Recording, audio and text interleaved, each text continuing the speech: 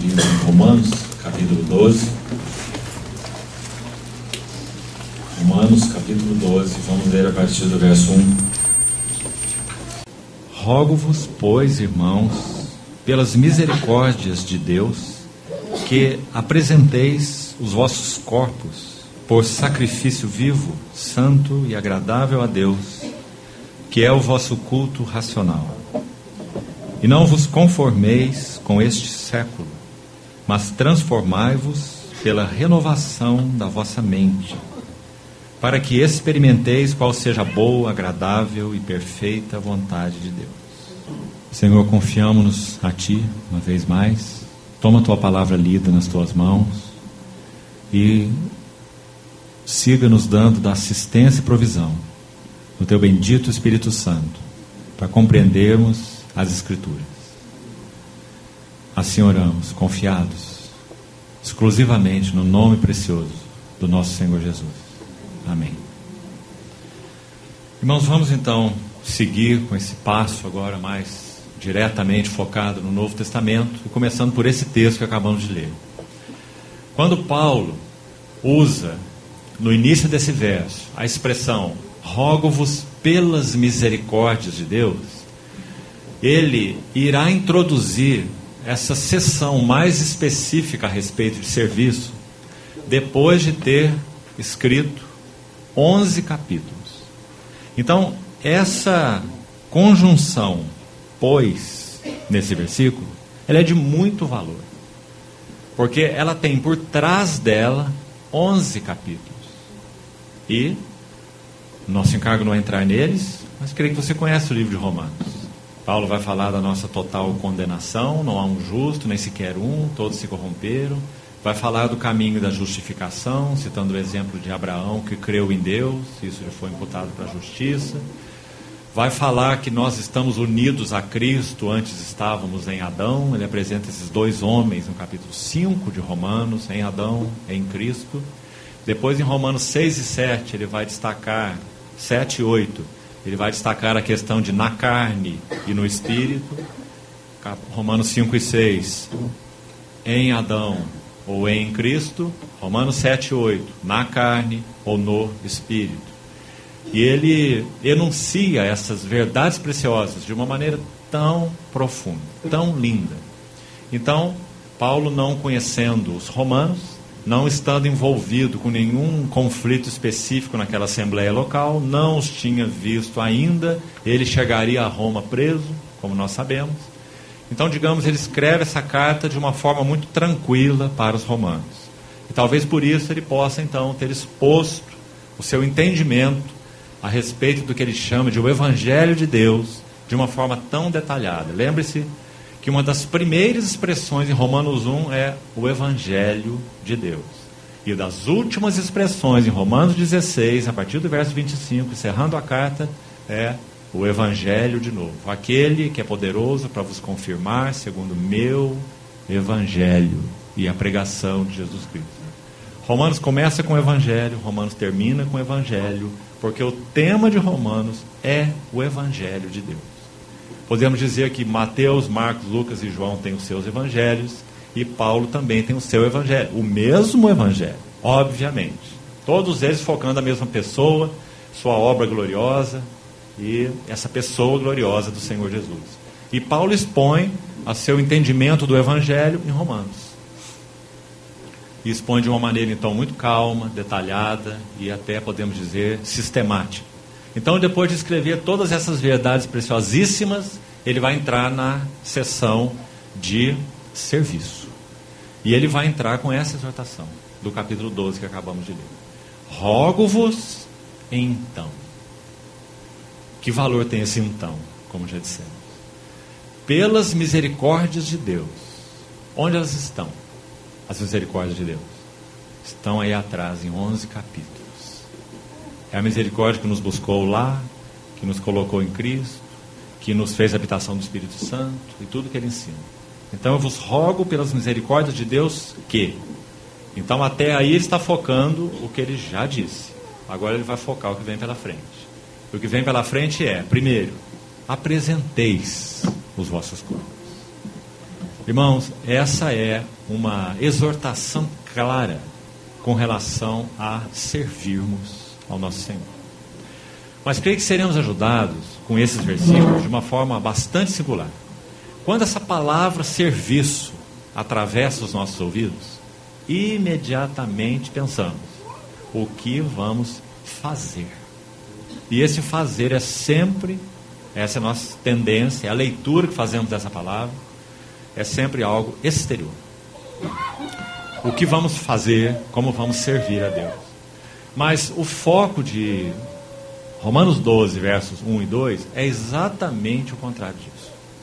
Ele diz que o nosso serviço, vamos usar as palavras de Paulo e buscar entendê-las. Nosso serviço espiritual, é a expressão que vai terminar esse versículo. Nosso serviço espiritual é apresentar os nossos corpos. Veja a importância dessa frase. E apresentar nossos corpos é para Deus um sacrifício vivo. Um sacrifício santo. Porque foi Ele que nos chamou. Foi Ele que nos separou. Não fostes vós que escolhestes a mim, mas eu vos escolhi a vós. E vos designei. São palavras lindas. Para que vades, deis fruto. Nós ligamos fruto, de novo, a coisas externas. Porque ligamos fruto a serviço no aspecto externo. Mas não é essa a relação que o Senhor faz. Para o Senhor frutificar, não tem ênfase, inclui esse aspecto, sim, mas não tem ênfase externa. Para o Senhor frutificar, frutificação tem ênfase interna. Sabe o que é frutificação para Deus? É o caráter do seu Filho sendo formado nas nossas vidas. Isso é frutificar para Deus. Na medida em que Ele vai encontrando o caminho em nós para formar em nós o caráter de Cristo. Gálatas 5. Porque o fruto do Espírito, nós não fomos chamados para frutificar? O que é frutificar então? O fruto do Espírito, aquele que Ele opera em nós, é amor. Porque se esse aspecto do caráter de Cristo não for trabalhado em nós, ninguém conhecerá que nós somos discípulos dele. Porque é nisso que conhecerão todos que sois meus discípulos. Se tiveres amor uns para com os outros. Então, o fruto do Espírito é amor. Alegria. Se nós não somos um povo que tem alegria intocável em Cristo, nós não estamos frutificando. Nossa alegria é circunstancial. Nossa alegria depende do dia que amanheceu. Se tem nuvem, se tem sol, se o estômago está bom ou está ruim, né? Circunstancial. Mas Paulo fala em Filipenses: eu aprendi a viver contente em toda e qualquer situação, e alegrai-vos sempre no Senhor. O fruto do Espírito é amor, alegria, paz. Quando o pai de Bhagat Singh, servo do Senhor usado na Índia no século passado, ao mesmo tempo que o Atmani na China, embora eles nunca tenham se visto, o Senhor usou os dois da mesma maneira, basicamente com o mesmo entendimento e cooperando para o mesmo propósito. Quando o pai de Bhagat Singh, depois de ter expulsado seu filho de casa, porque ele creu no Senhor, saiu desesperado pelas ruas, ele era um hindu da seita Sikh, e ele procurou um templo hindu para um consolo por ter expulsado seu filho de casa, em função da fé, da conversão do seu filho. E ele chegou aos mestres hindus e disse: eu preciso achar paz. E os mestres hindus disseram para Bhagat Singh, para o pai de Bhagat Singh: você está pedindo uma coisa muito difícil de se encontrar. Imagine os líderes dessa religião, dos mais ortodoxos. Você está nos pedindo uma coisa muito difícil de se encontrar: amor, alegria, paz. Deixo-vos a paz, a minha paz vos dou. Não vou lá dou como o mundo dá. Amor, alegria, paz, longanimidade, bondade, fidelidade, mansidão, domínio próprio. Isso é frutificação para Deus. Como isso acontece em nós? Como o caráter de Cristo pode ser formado em nós? Rogo-vos pelas misericórdias de Deus, apresenteis os vossos corpos. Tão clara a linguagem, tão linda, irmãos. Paulo é um bom judeu. Ele conhece muito bem as Escrituras. Você tem dúvida disso? Então, quando ele escreve Romanos 12, o que está por trás? O pano de fundo do Velho Testamento. Aquele altar, sim, onde o sacrifício era apresentado, sim, mas como figura e sombra das coisas celestes, como o autor de Hebreus vai dizer. Então, ele está mostrando a realidade espiritual. Nós é que somos para Deus um sacrifício vivo, porque nosso Deus é um Deus vivo. Servimos ao Deus vivo. Lembra-se dessa palavra, dessa expressão das Escrituras? Hebreus 9,14. Purificará a vossa consciência de obras mortas para servirdes ao Deus vivo. Então, apresentarmos-nos a Ele é um sacrifício vivo, é santo e é agradável a Deus. E ele conclui: e esse é o vosso culto racional.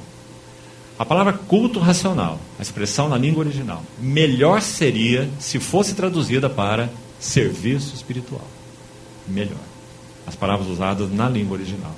Então, Paulo tem como tema aí, sem dúvida nenhuma, o serviço, ou culto. Culto também significa serviço, na nossa língua portuguesa. Mas as palavras gregas melhor seriam traduzidas assim: esse é vosso serviço espiritual. Então, se nós cremos no Senhor, pertencemos a Ele, perguntamos a Ele qual é o nosso serviço espiritual, é assim que o Senhor nos responde: é apresentar o seu corpo. Isso para mim é um sacrifício vivo, é santo e é agradável. Esse é o vosso serviço espiritual. Então, o que acontecia quando aquele animal era colocado no altar? Que é o que Paulo tem como pano de fundo. Nós sabemos muito bem. Ele não era colocado no altar para ficar berrando no altar. Concorda, irmão? Primeiro ele recebia um golpe de morte antes de ir para o altar. Significa que nada há que possa ser oferecido de nós mesmos, como pessoas que somos, a Deus, que possa ser agradável a Ele, sem que primeiro passe pelo seu altar. Assim como o Abraão teve que colocar o Isaac, que era dom de Deus, no altar, para que fosse, digamos, recuperado do outro lado, em ressurreição, depois da experiência tremenda de Moriá, mostrando que tudo que não passa pelo altar tem o potencial de corromper as nossas vidas. Nosso marido, filhos, família, bens, irmãos, tudo tem que passar pelo altar do Senhor. Se nós pusermos essas coisas na tenda como sendo nossos, vamos corromper. Então o princípio do altar nas Escrituras é tão maravilhoso. Então Paulo está dizendo: esse é o vosso serviço, apresenteis os vossos corpos. E quando nós apresentamos, então, aí vem o sacerdote com a sua adaga afiada de 2 gumes, na linguagem de Hebreus 4:12. A palavra de Deus é viva e eficaz. Então nós nos apresentamos: Senhor, estamos claros, e cada um de nós deve falar pessoalmente: estou claro que fui comprado por preço. Estou claro que o Senhor morreu por todos, para que os que vivem não vivam mais para si mesmos, 2 Coríntios 5, mas para aquele que por eles morreu e ressuscitou. Então, Senhor, eu é que sou privilegiado de apresentar meu corpo como sacrifício vivo, santo e agradável a Ti. Isso para nós já é assombroso, porque quem éramos nós? E agora podemos apresentar a Ele assim. E o que Ele faz? Ele vai fazer o seu trabalho sacerdotal. Hebreus 4:12. E a adaga, a palavra de Deus é viva e eficaz, mais cortante que uma adaga de 2 gumes. O que Ele quer é trabalhar esse sacrifício. Então Ele vai fazer a sua espada entrar nesse sacrifício. Por quê? Porque Ele quer transformar-nos de todo. Aos que de antemão conheceu, também os predestinou para serem conformes à imagem do seu Filho, para que Ele seja primogênito entre muitos irmãos. Hebreus, o autor de Hebreus chama isso de uma tão grande salvação. Então ele vai ter a permissão, digamos assim, de entrar com essa espada em nossas vidas. E que processo cirúrgico mais precioso. Lembre-se que a adaga tem 2 gumes, porque por um lado, vai operar morte. Tem muitas coisas em nós que precisam ser destruídas, irmão, porque elas não agradam ao Senhor e, em última análise, não agradam também a nós, não. Porque o que não realiza, Deus não nos realiza. O que não satisfaz o Senhor não nos satisfaz. Isso tem uma explicação muito óbvia. Máquina de podar grama não pode ser usada para cortar cabelo. O Senhor nos criou a sua imagem e a sua semelhança. Como nós poderíamos servir para outra coisa, se não for para servir aquele que nos fez? Ele nos fez semelhantes a Ele. Só a formação do seu caráter em nós pode nos dar plena realização. Quantas provações, irmãos, quantas lições nós teremos que passar para aprender, quantas experiências para aprender essa única lição. O Espírito Santo nos dizendo: chega, não anda mais por esse caminho, você não vai achar nada, desiste, entrega, rende-se, para. Quantas lições, quantas experiências para ensinar uma única lição. A lição é: eu sou do meu amado e Ele é meu. Se o caráter de Cristo não for formado em nós, nunca teremos plena realização, porque nós somos criados para Ele, sua imagem e sua semelhança. Então está aí esse pano de fundo lindo em Romanos 12, 1 e 2. Então vem o sacerdote com a sua adaga e a sua espada penetrando. Na sua luz vemos a luz. E tão gentil é o nosso soberano Deus, que Ele nos toma pela mão, porque é algo que Ele quer fazer conosco, porque Ele não pode fazer sem nós. Não é assim que Ele age. Poder Ele pode, Ele é todo poderoso, mas Ele não faz, porque não é condizente com o seu caráter. Então Ele toma nossas mãos e docilmente diz assim para nós: agora vamos examinar a sua casa do seu coração. E sabe que o Senhor é uma pessoa mesmo muito diferente, distinta, muito diferente de nós. Sabe onde Ele começa esse exame? Na área de serviço. E o primeiro elemento que Ele busca é a lata do lixo. Qualquer outro hóspede quer entrar na sala de estar, né? Mas acontece que Ele não é hóspede, Ele é senhor da casa. Então Ele vai diretamente na lata de lixo da área de serviço, porque Ele quer ver o que nós andamos comendo por aí. O resultado está lá. Então Ele conhece nossa alimentação. É disso que você está se alimentando, é disso que você gosta. Seu apetite é mais para frango, o outro aqui é mais para legumes. Nós somos o que comemos. Isso é uma verdade espiritual. Então aí está o sacerdote usando sua adaga e fazendo seu exame maravilhoso.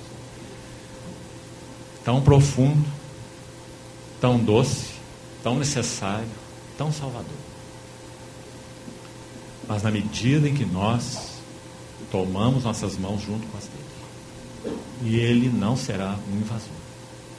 Ele pode se postar fora da Assembleia de Laodiceia e dizer: eis que eu estou à porta e bato. Aquele que poderia dizer: eu vou entrar, porque vocês me pertencem, eu comprei vocês, paguei um preço muito alto, e eu não vou deixar vocês nessa confusão, vou entrar. Não foi o que Ele disse. Se alguém ouvir a minha voz e abrir a porta, eu entrarei e cearei com ele e ele comigo. Não é maravilhoso nosso Senhor? Apresentei os vossos corpos como sacrifício vivo, santo, agradável a Deus. Este é o vosso serviço espiritual. Então, verso 2: e não vos conformeis com este século. Como é que poderíamos ler essa expressão de Paulo através de outras expressões de Paulo mesmo? Acho que 2 Timóteo 3 vai nos ajudar muito aí. Sabe, porém, isto: nos últimos dias os homens serão egoístas, amantes de si mesmos. E mais à frente na lista ele vai dizer: amantes dos prazeres, ou amigos dos prazeres, como dizem algumas versões, do que amigos de Deus. Então essa marca de uma vida autocentrada ou autointeressada é a marca de nossas vidas humanas. Quanto mais o dia do Senhor se aproximar, mais esse termômetro vai chegar na alta temperatura. Compreende, irmão? Porque quem é o anticristo? O anticristo é aquele que só tem olhos para si próprio. Sentar-se no trono de Deus e ser adorado como sendo o próprio Deus. Assim a Bíblia o descreve em outras palavras. Então, transformai-vos pela renovação da vossa mente. Não vos conformeis com este século. Então, o que é nos apresentarmos? É termos clareza de que nós somos comprados por Deus. Termos clareza, em primeiro lugar, isso. Em segundo lugar, clareza de que a obra do Senhor somos nós e não o que fazemos para Ele. Terceiro, que toda verdadeira obra, vamos usar uma frase aqui de Margaret Barber. Certa vez ela disse isso para o nosso irmão Otmani. Toda verdadeira obra é aquilo que emana da vida. Creio que isso deve ter sido de muita ajuda para o jovem servo do Senhor. Toda verdadeira obra é a que emana da vida. Então, reconhecendo os direitos do Senhor, privilegiados que somos, nos apresentando ao Senhor, e então sabendo que a obra do Senhor somos nós, e então sabendo que toda obra, agora no aspecto exterior, ela tem que emanar da vida. Do contrário, não tem realidade. É uma edificação com madeira, feno e palha. Uma das cenas talvez mais chocantes que nós temos quando estudamos o assunto da obra de Deus é essa aí. 1 Coríntios 3. Quando Paulo diz que o dia de Cristo, o dia que o Senhor nos chamar ao seu tribunal, o dia provará toda a nossa obra. E aquilo que foi edificado puramente com madeira, tipo da natureza humana na Bíblia, sempre madeira, o que provém da natureza humana, seja em qualquer aspecto, especialmente nos que já citamos, da energia da carne, questões intelectuais, questões naturais, questões humanas, é o que eu sou e é o meu equipamento. Madeira, natureza humana. Feno na Bíblia tem a ver com a glória humana. Pedro vai dizer que toda a carne é como a erva e toda a sua glória como a flor da erva. Então, feno fala de glória humana. E palha. Palha, Êxodo 3, nos dá uma base importante. Quando o faraó tira a palha dos israelitas e pede a eles que vão lá buscar a palha e fazer a mesma quantidade de tijolos. Palha fala de obra humana. Então, tudo que provém puramente da natureza humana, que tem como alvo glória humana e que significa obra humana, labor do homem, é madeira, feno e palha. E o dia o provará. E será queimado pelo fogo, mas aquele que as produziu, se realmente conhece o Senhor, então ele será salvo como que através do fogo. Mas, irmãos, é uma cena nada interessante. É uma cena trágica. Porque, digamos, nós quase que veremos nossa roupa chamuscada. Anos gastos, digamos assim, no labor. Ó Senhor, Senhor, em Teu nome fizemos muitos milagres. Em Teu nome profetizamos. Em Teu nome fizemos isso ou aquilo. Mas Ele lhes dirá explicitamente: nunca vos conheci. Apartai-vos de mim, os que praticais a iniquidade. Então, na contraposição, em 1 Coríntios 3, nós temos edificação com ouro, prata e pedras preciosas. Porque ouro fala da vida, da natureza e da glória de Deus. Assim é na tipologia do Velho Testamento. Prata fala da redenção do Filho. Os primogênitos eram resgatados segundo o ciclo de prata do santuário. Nosso Senhor Jesus foi vendido por 30 moedas de prata. Prata tem relação com redenção. E pedra preciosa, que é produzida mediante tempo, pressão e temperatura, tem a ver com a obra transformadora do Espírito Santo. Então você vê o Senhor expresso aí de uma maneira tão linda nessas figuras. Digamos, Deus o Pai, Deus o Filho, Deus o Espírito Santo. Ouro, prata, pedras preciosas. Isso passa pelo fogo. Aliás, o fogo é amigo. dessas coisas. Quando o fogo chega na prata, nós temos prata pura e preciosa. Quando o fogo chega no ouro, nós temos ouro puro e precioso. A vossa fé, mais preciosa que o ouro perecível, mesmo apurada por fogo, redunde em louvor, glória e honra na revelação de Jesus Cristo. Pedro vai dizer. Então, irmãos, esse é o pano de fundo dos 2 primeiros versículos que já citamos. Agora vamos dar um passo mais na questão do serviço. E vamos ver como Paulo aborda aqui, a partir do verso 3. Romanos 12. Porque pela graça que me foi dada, digo a cada um de vós que não pense de si mesmo além do que convém. Antes pense com moderação, segundo a medida da fé que Deus repartiu a cada um. A sessão de serviço está entrando nos seus detalhes.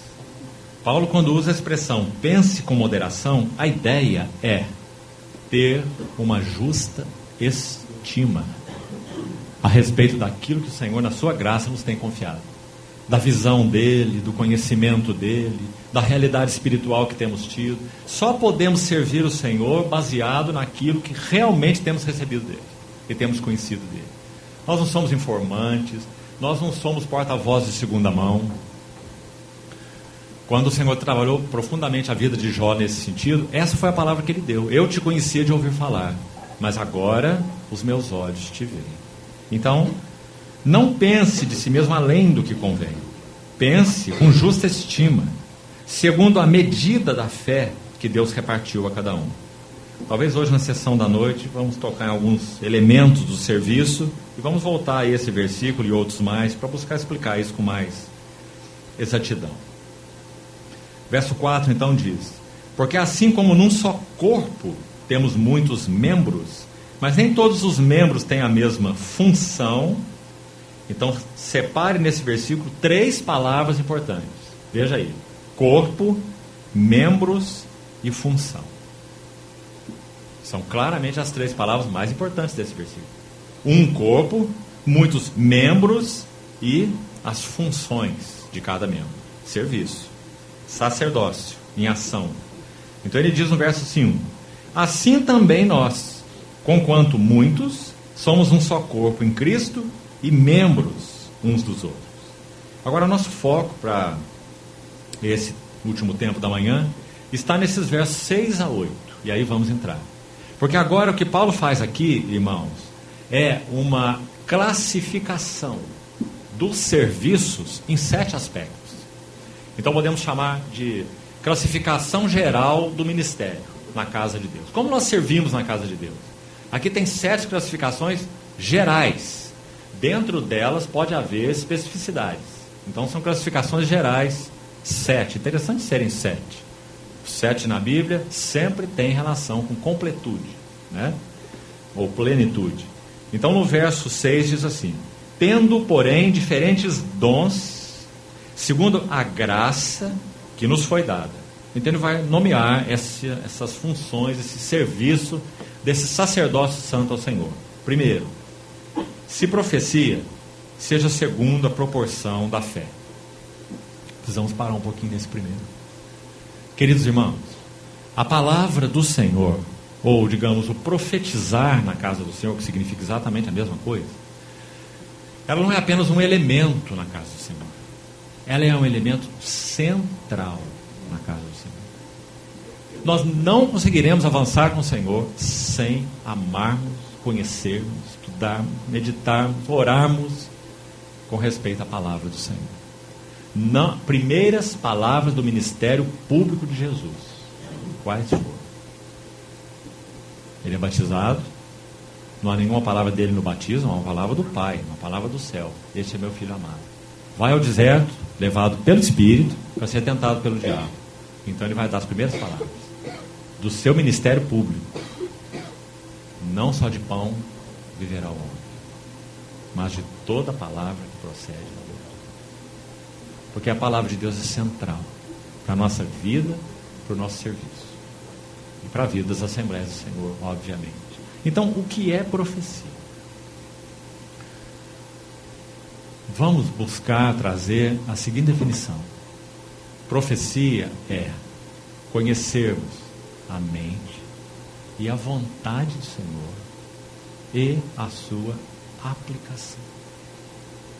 Então, quando é dito em Atos 13 assim, havia na igreja de Antioquia profetas e mestres, abençoada assembleia, porque ali eles tinham uma combinação de irmãos que tinham clareza dessa visão profética. Qual é o eterno propósito de Deus em Cristo? Qual é o significado do grande mistério Cristo e a igreja? Esses irmãos tinham uma clara compreensão. Entre eles estava Saulo, por exemplo, e mais 5 são citados ali, incluindo Saulo. E o que eles estavam fazendo? Lá diz que eles estavam servindo ao Senhor e jejuando. Por que jejum? Porque o Velho Testamento ensina sobre jejum é necessário, jejum significa jejum. Jejum significa, é uma resposta natural, física, necessária, porque nós somos espírito, alma e corpo. Jejum é uma expressão física de um anelo espiritual. Qual é o anelo espiritual? Conhecer a mente e a vontade de Deus. Quão necessário é, irmãos, restaurarmos esse jejum nos nossos dias. Não é um jejum com outras intenções, um jejum de barganha que seja, um jejum de privação, mas o verdadeiro jejum, que busca conhecer a mente e a vontade de Deus. Certa vez um servo de Deus, século passado, trancou-se no seu escritório, depois de estar servindo ao Senhor por alguns anos, uns bons anos, com a sua palavra inclusive, um pregador da palavra, que serviu ao Senhor com fidelidade por uns bons anos. Ele se trancou no seu escritório. E antes de ir para lá, ele disse assim para sua esposa: não bata a minha porta, não me leve comida e nem mesmo água. Eu não vou sair daquele escritório enquanto o Senhor não deixar claro para mim por que meu serviço tem sido tão estéril. Ele só saiu daquele quarto quando isso ficou claro. Ele saiu daquele quarto após estudar Romanos com mais cuidado e ver qual era o caminho de Deus para a obra de Deus. Então, amados irmãos, jejum significa uma avidez em buscar conhecer a mente e a vontade do Senhor. E, por causa disso, os profetas de Antioquia jejuavam. Se profecia, seja segundo a proporção da fé. Significa isso, proporção da fé? Significa que nós só vamos poder profetizar daquilo que realmente conhecemos. Agora vamos tomar cuidado com a palavra conhecemos. Já percebemos em que contexto ela está sendo aplicada. Conhecer o Senhor. Não é ter informação sobre o Senhor, não é um conhecimento de segunda mão, não é baseado naquilo que estamos estudando exatamente. Passa por aí, é um meio. Mas Paulo ora assim aos Efésios: que Ele vos conceda no seu conhecimento espírito de sabedoria e de revelação, o pleno conhecimento dele. Então, isso é profecia. Agora, certamente há alguns que o Senhor deseja usar de uma maneira profética muito particular na sua casa. Sem dúvida isso é verdade. Não somos cessacionistas, não. Não achamos que nem os dons espirituais e nem os ministérios espirituais cessaram em determinada época porque isso ou aquilo aconteceu. O Senhor é o mesmo, o Espírito é o mesmo, e a igreja tem as mesmas necessidades desde que ela foi estabelecida. Então, graças ao Senhor pelos seus dons, pelos seus ministérios, mas de modo geral, Coríntios 14 ensina que todos podereis profetizar. O que isso significa? Significa que cada um de nós, como sendo sacerdócio santo ao Senhor, temos responsabilidade de conhecer realmente e intimamente, na nossa relação com o Senhor, quais são os seus interesses, qual é seu caminho, qual é sua mente, qual é sua vontade. Para nós, nossas famílias, em particular a Assembleia do Senhor, por onde Ele quer nos conduzir. Então, irmão, quer queira, quer não, um pai numa casa é, como designado por Deus, um profeta do Senhor. Agora, o que esse profeta está fazendo, a responsabilidade dele. O que ele está falando, para onde ele está levando sua família, seus filhos, total responsabilidade dele e só dele. Mas nós fomos incumbidos com esse encargo diante do Senhor. Na casa de Deus a mesma coisa, ninguém levanta profetas, a não ser o Espírito Santo. Como ninguém levanta nada na casa do Senhor. O Espírito Santo vos constituiu bispos para pastoreardes a igreja de Deus que ele comprou com o seu próprio sangue. Paulo diz para os anciãos de Éfeso, lembra? Em Atos 20. Então nós temos a responsabilidade de reconhecer aquilo que o Espírito Santo está fazendo no meio da Assembleia. E isso nós temos responsabilidade. Então Paulo vai dizer, se profecia, seja segundo a proporção da fé. Em outras palavras, você viu-se com clareza diante do Senhor, você conhece o Senhor nesse assunto que você está falando, ou é de segunda mão? Você tem testificação de outros irmãos a respeito desse entendimento? Se profecia, seja segundo a proporção da fé, da realidade espiritual, daquilo que realmente conhecemos do Senhor. Então ele coloca a profecia em primeiro lugar, não é por acaso. É por causa da centralidade da palavra do Senhor na casa do Senhor. Segundo elemento aí dos 7 serviços, ele diz, se ministério, uma palavra bem ampla, a palavra aqui é diaconia. E não se referindo especificamente ao serviço dos diáconos, não, oficialmente falando, digamos assim. Mas diaconia é uma palavra muito ampla na Bíblia. Ela simplesmente significa serviço. E há muitos serviços, há muita diaconia na casa de Deus. Compreendeu? Então aqui não se refere àqueles diáconos que podem ser dispostos numa assembleia local, segundo a operação do Espírito Santo, é ele quem faz, para que então sirvam numa maneira mais específica. Servindo as mesmas, cuidando as mesas, cuidando de necessidades mais específicas, nesse serviço chamado diaconal. Mas não é isso que Paulo está se referindo aqui. Aqui ele está falando sobre diaconia, ministério. Essa palavra é muito interessante. Ela também é uma combinação de 2 palavras gregas colocadas juntas. E olhe que sentido interessante. Olhe o que é ministério. Olhe como isso é importante para o nosso serviço como sacerdócio santo ao Senhor. Ministério, diaconia, como usado aqui, é uma combinação de 2 palavras que significam ouvir totalmente. Ou ouvir através. Que interessante.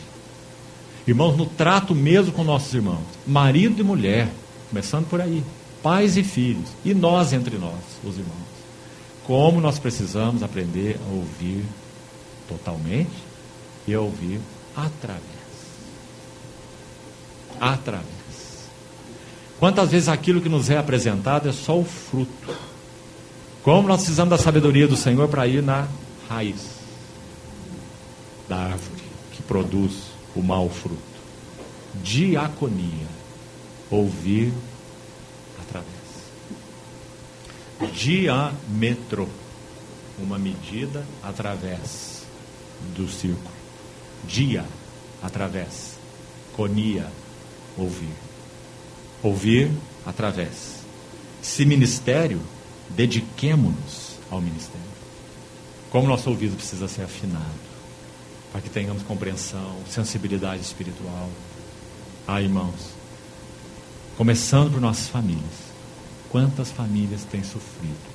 Porque em particular os maridos, não só eles, mas em particular, não têm tido ouvido. Nem para Deus, nem para aqueles pelos quais eles são diretamente responsáveis. E assim na vida da Assembleia do Senhor. Estamos tão envolvidos nas coisas, no fazer, reunião disso, reunião daquilo, obra daqui, trabalho de lá, coisa de cá, que nós não temos ouvidos para o Senhor. Somos um povo inquieto.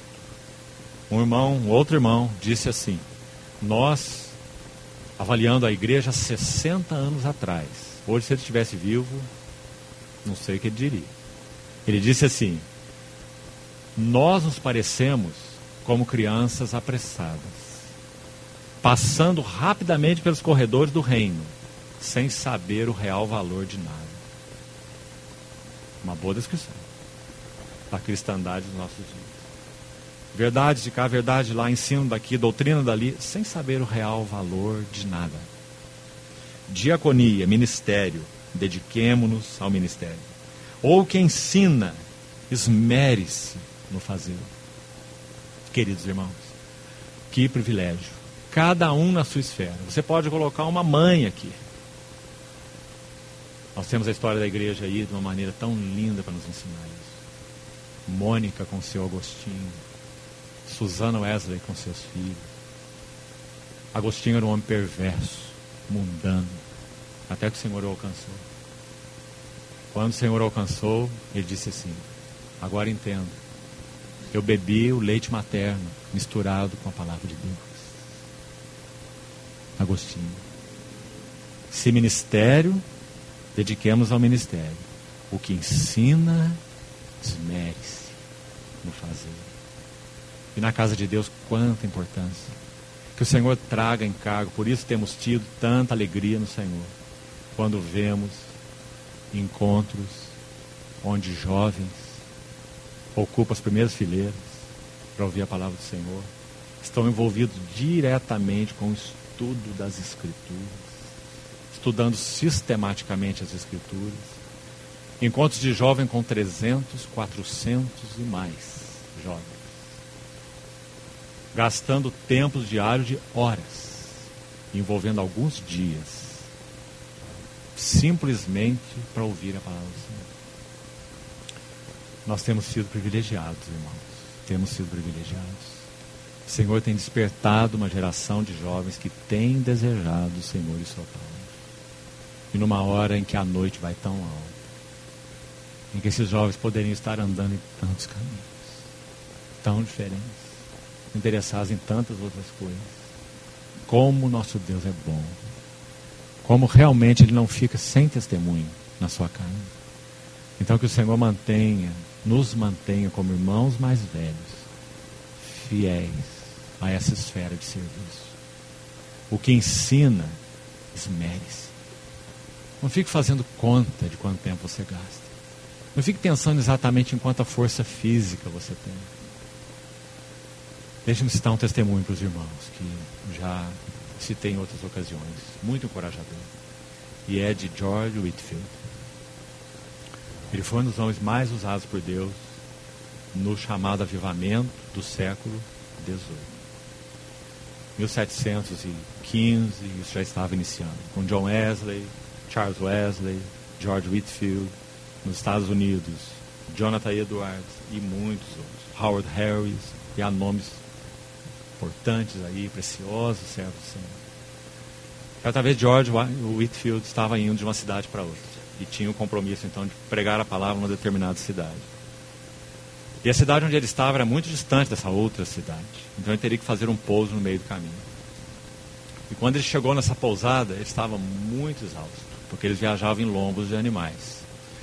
Então ele desceu nessa pousada e, sem nenhuma programação, havia muitas pessoas que de alguma forma sabiam que ele iria pernoitar ali e já estavam esperando ele para ouvir a palavra do Senhor. E George Whitefield disse que ele estava sem condições físicas de pregar a eles. E então tomou um castiçal, acendeu uma vela e começou a subir as escadas para o seu aposento, onde ia pernoitar. Quando ele estava no meio dessa escada, ele parou. Olhou para trás e começou a pregar para aquelas pessoas. Ele pregou até a vela se consumir. E dali ele subiu, completou a escada, deitou no seu aposento e partiu para o Senhor. Aquela vela consumida tipifica a vida e o ministério de George Whitefield. Ele amava o Senhor e a sua palavra. E não só isso. Ele experimentou o que significa a comunhão dos seus sofrimentos e o poder da sua ressurreição. Ele estava sem condições, não o Senhor. Então o Senhor supriu aquele vaso cansado, esgotado. Whitefield chegava a pregar várias mensagens a céu aberto por dia. Ele foi o primeiro homem que pregou fora de púlpitos, que eram considerados lugares consagrados para a pregação. Ninguém poderia falar a palavra do Senhor fora dali, era uma profanação. George Whitefield foi o primeiro a ir aos mineiros de carvão na Grã-Bretanha, no Reino Unido, e pregar para os mineiros de carvão, que ficavam trabalhando, homens brutos, fortes, ficavam trabalhando a manhã toda, sujos, nessas minas de carvão, e saíam para o seu almoço.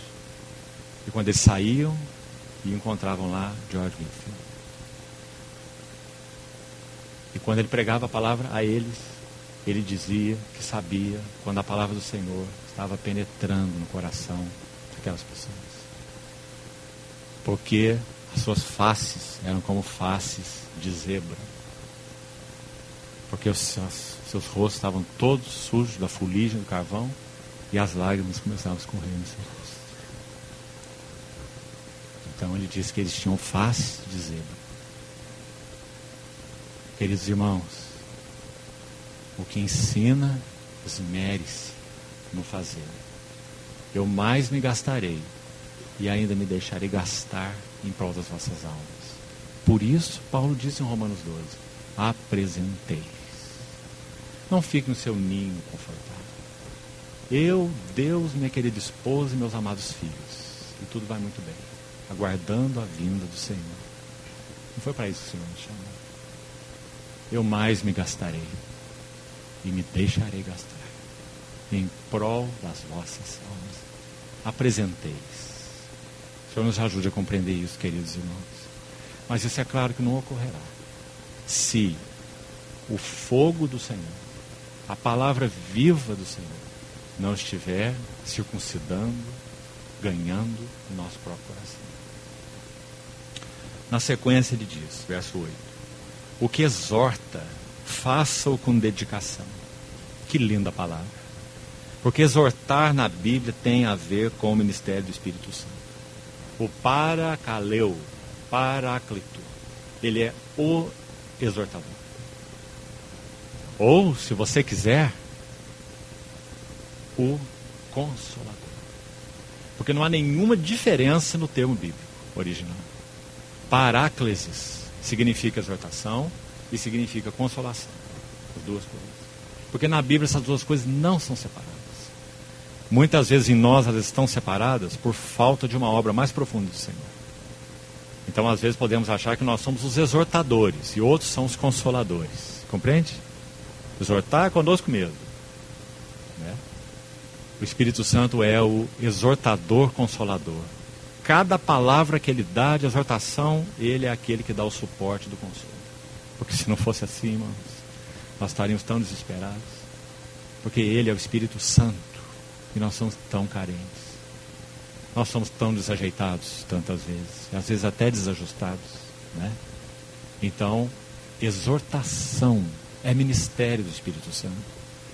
Como carecemos de exortadores na casa do Senhor. Que exortem no Paráclitos. Parakaleo, chamar para o lado. Seu Espírito Santo. Assim que ele exorta. Ele não exorta assim. Ele nos exorta assim. Chama para o lado. O que exorta, faça-o com dedicação. O que contribui com liberalidade. Que lista é essa? Porque nós estamos falando de coisas tão espirituais. Agora nós chegamos na contribuição. Parece uma coisa tão natural, tão humana. Mas Paulo está colocando entre as 7 classificações gerais de ministério. Dar é uma das marcas mais essenciais do caráter de Deus.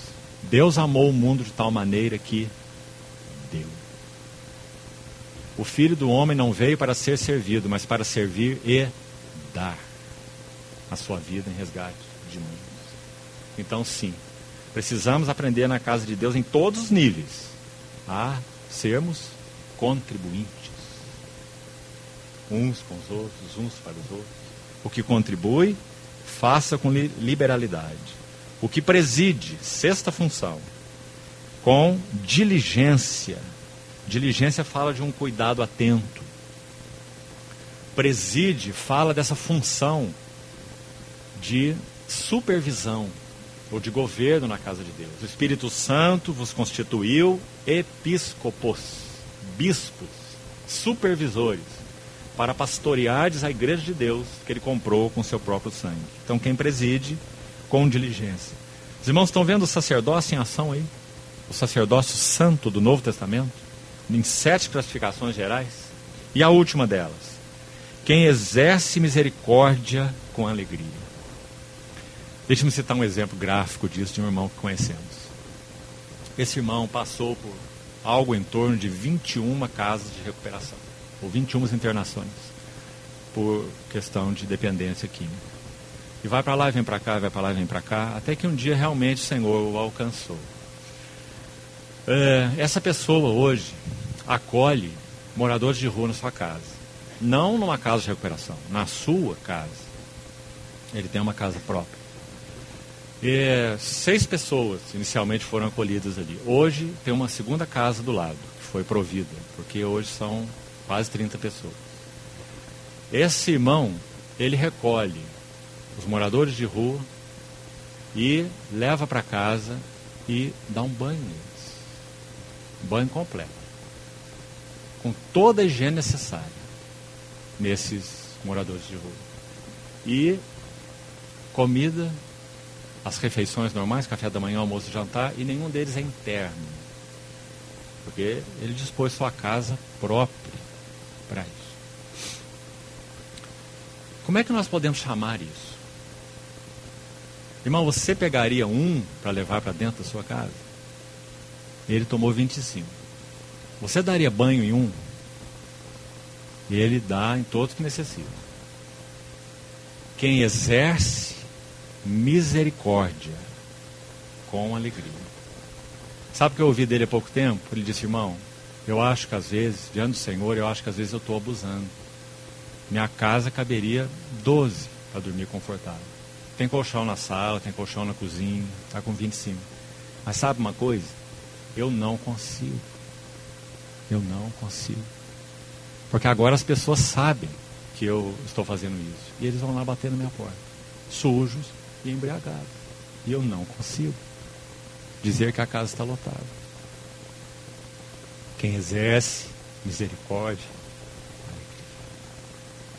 Então, irmãos, quão preciosa é a casa de Deus. Quando nosso Senhor Jesus encarnado ainda era um bebê, Maria tem um cântico maravilhoso, no qual ela diz assim: ele despediu vazios os ricos, encheu de bens os famintos. Exercer misericórdia é uma característica só da casa de Deus. À medida que esse irmão seguiu com esse trabalho, ele imediatamente começou a ser procurado. Como você sabe o que acontece? Conselho tutelar, órgãos de assistência social da cidade, começaram a procurar esse irmão. E disseram assim: há verbas do governo específicas para esse serviço. E nós queremos ajudar você. Sabe o que ele disse? Não. Não irei lidar com 1 centavo. A conta de água e a conta de luz de minha casa já está sendo paga por pessoas que se dispuseram a isso. A conta é encaminhada para eles, eles vão ao banco e pagam essa conta. Nem 1 centavo. Essa casa vai ser baseada em alimentação e cuidado.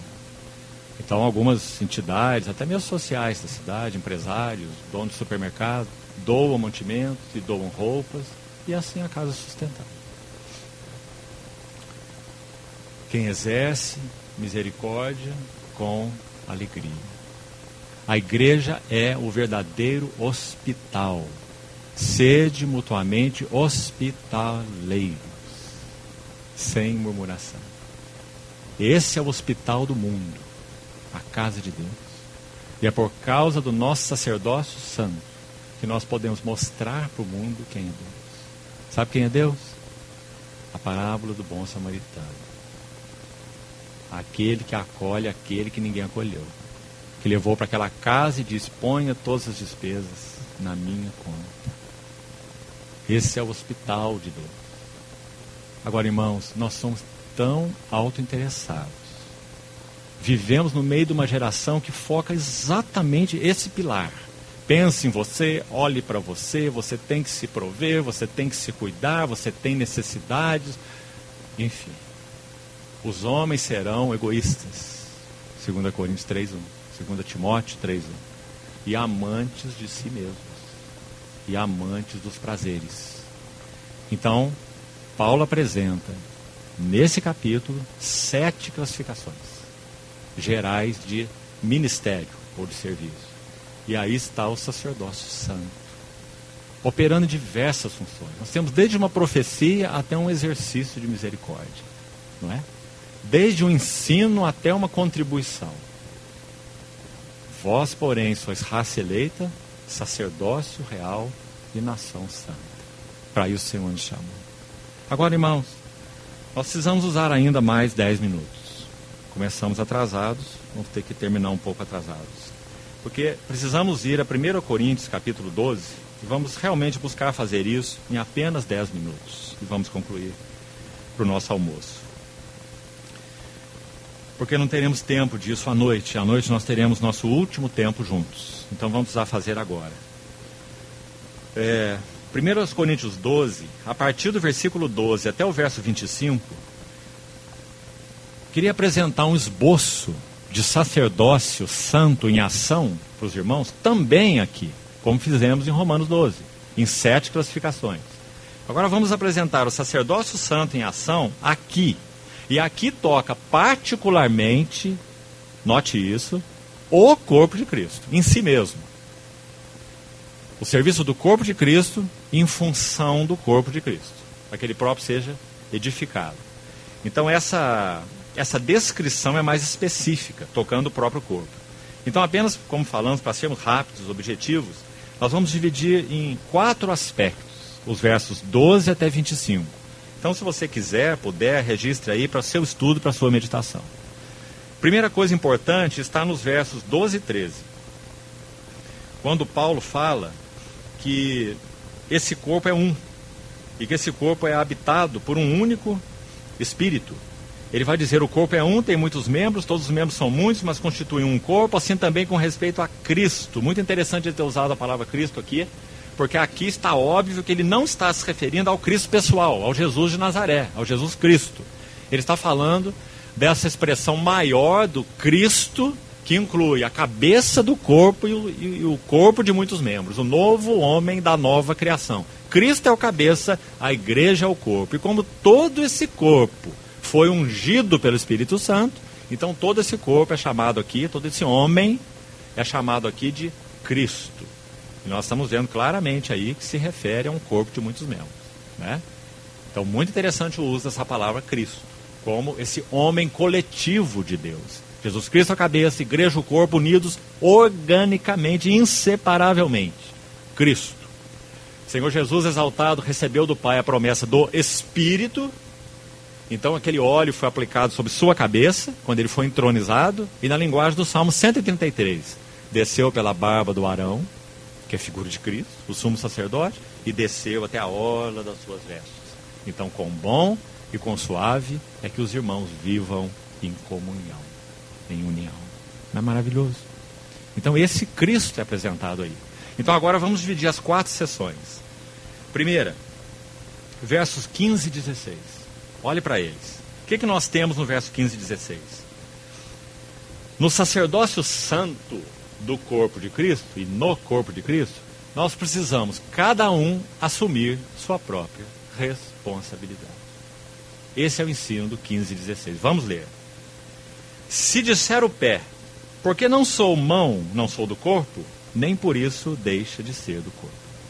Se o ouvido disser, porque não sou olho, não sou do corpo, nem por isso deixa de o ser. Qual é a mensagem dos versos 15 e 16? No sacerdócio santo, no corpo de Cristo, cada um de nós precisa assumir a sua vocação, a sua responsabilidade diante do Senhor.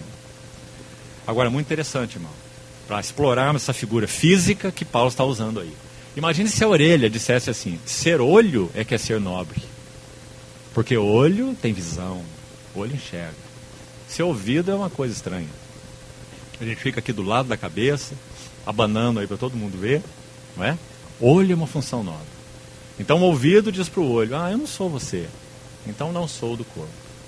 Imagina então se essa orelha pudesse sair daqui e entrar onde ela quer, aqui, na frente do olho. Então nós teríamos problemas graves. Primeiro é que, mesmo ela tendo feito isso, e vindo para cá, ela não vai conseguir ver. Porque ela não foi dotada com essa capacidade. Segundo, ela vai atrapalhar o olho de ver.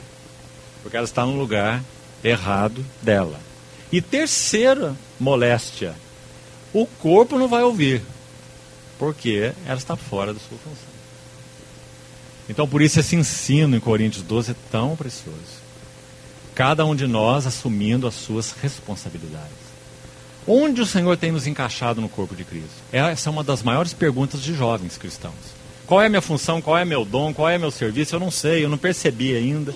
Acho que a resposta mais ajudadora é a seguinte: deixe que a vida cresça. Na medida que a vida cresce, as funções se manifestam. Um bebê, quando nasce, tem vista turva e audição perfeita. Mas ele não é cego. Ele respira, mas tem um sistema pulmonar não amadurecido, respiratório não amadurecido. À medida que ele vai crescendo, sua visão vai ficando apurada, seu sistema respiratório vai amadurecendo. Mas está tudo lá, perfeito em si mesmo. Mas deixe que a vida cresça para que as funções se manifestem. Então, primeiro elemento importante aí, assumir nossas próprias responsabilidades no corpo de Cristo. Na medida que essa vida do Senhor vai crescendo em nós. Segundo, verso 17 e 18. Se todo o corpo fosse olho, onde estaria o ouvido?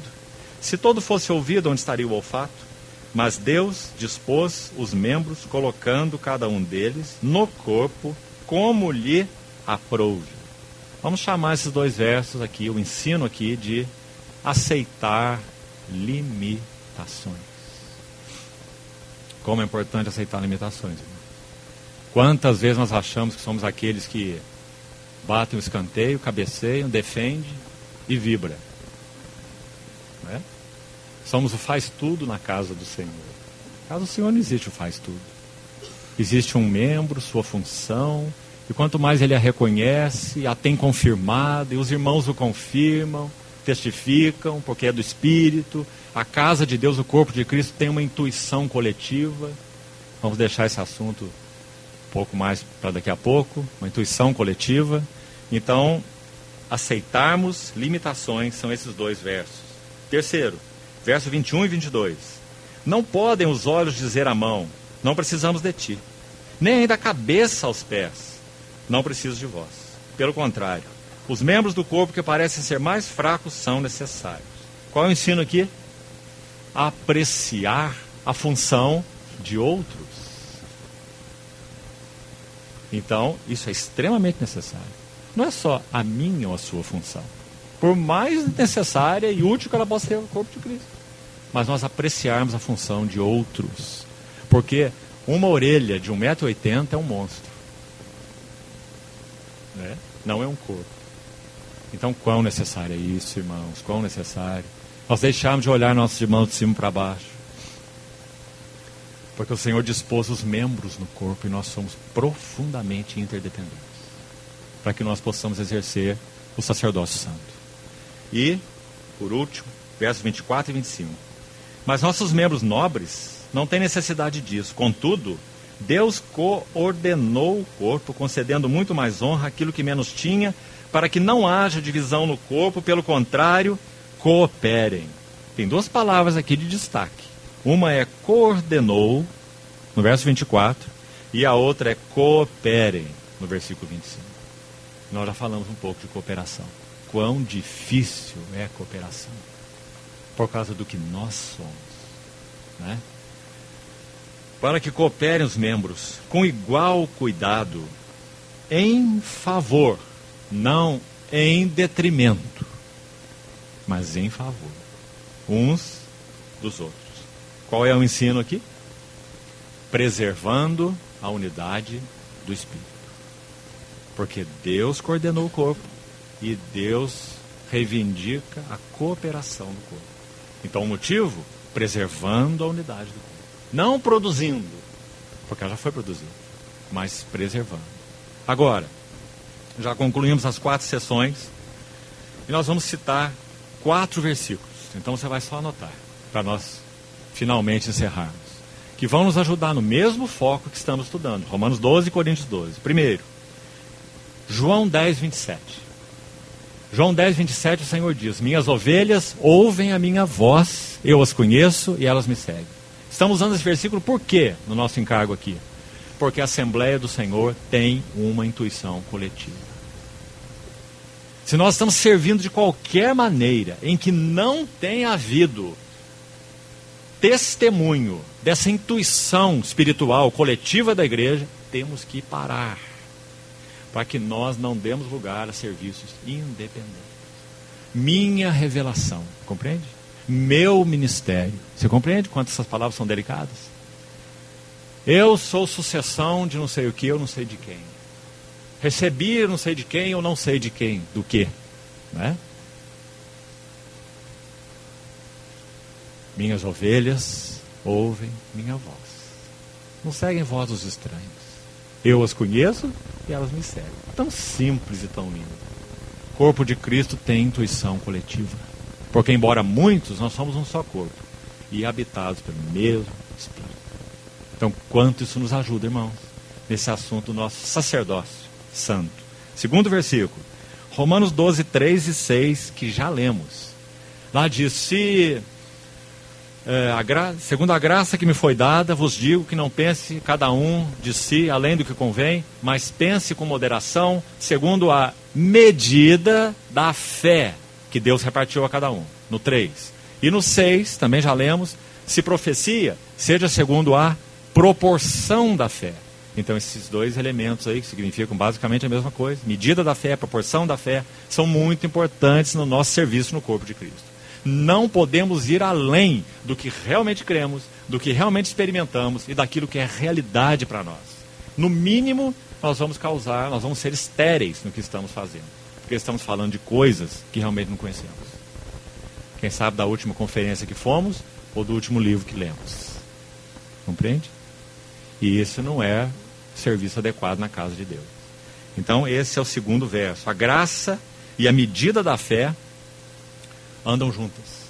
A graça que foi concedida a nós e a medida da fé para nos apropriarmos dessa graça. Como que nós apropriamos da graça que nos é dada? Segundo a medida da fé que Deus repartiu a cada um. A fé de Josué era para ficar junto da tenda. A fé de Moisés era para voltar ao arraial e servir em prol dos que ainda estavam lá. Quanto problema nós temos, irmãos, quando andamos além da medida da fé que temos. Terceiro versículo, Efésios 4, 7.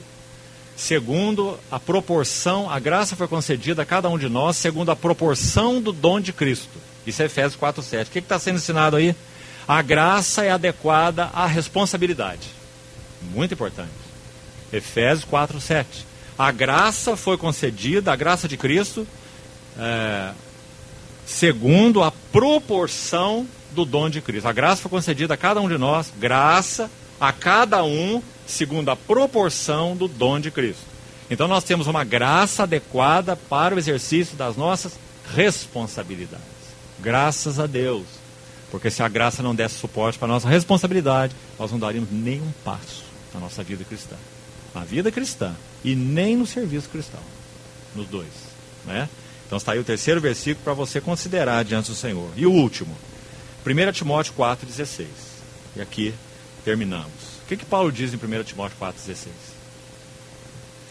Tem cuidado de ti mesmo e da doutrina. Não o contrário. Tem cuidado da doutrina e de ti mesmo. Tem cuidado de ti mesmo e da doutrina. Paulo demonstrou profundamente para Timóteo a necessidade que ele tinha de ser um homem piedoso. Do contrário, a doutrina seria uma espada de samurai na mão do menino de 5 anos. Compreendeu? Tem cuidado de ti mesmo, Timóteo. E da doutrina. Então, torna-te padrão dos fiéis. Na palavra, na fé, na pureza. Exercita-te pessoalmente na piedade. Então, queridos irmãos, esses são elementos essenciais no nosso sacerdócio santo, no nosso serviço ao Senhor. Que o Senhor nos ajude a entender, então, a essência do serviço e possa, por sua graça, a todos nós aqui, nos corrigir nos nossos serviços sempre, usando as suas maneiras de nos alinhar, de nos ajustar àquilo que Ele tem em seu coração. Nós somos seus filhos e nós somos seus sacerdotes e para sempre o seremos. Que bênção nós temos. O Senhor nos ajude nisso. Vamos então concluir aqui. À noite, se o Senhor permitir, damos então o último passo nesse assunto. Vamos orar. Senhor, carecemos tanto que o Senhor nos ajude a compreender a Tua palavra e, sobretudo, que ela encontre em nós lugar de penetração, como espada afiada de 2 gumes, e nos corrija, discipline, alente, encoraje. Quanto carecemos, Senhor, de termos nossas vidas ajustadas contigo. Tem misericórdia de nós. Mesmo em meio de confusão, que seja, incompreensão, ajuda-nos, Senhor, a entender o que o Senhor quer fazer conosco, em nós e através de nós. Obrigado por sermos teus sacerdotes e porque para sempre contemplaremos tua face e te serviremos. Louvado seja teu nome. Segue por tua misericórdia, Senhor, nos ensinando, nos falando ao coração. Confiamos-nos a ti.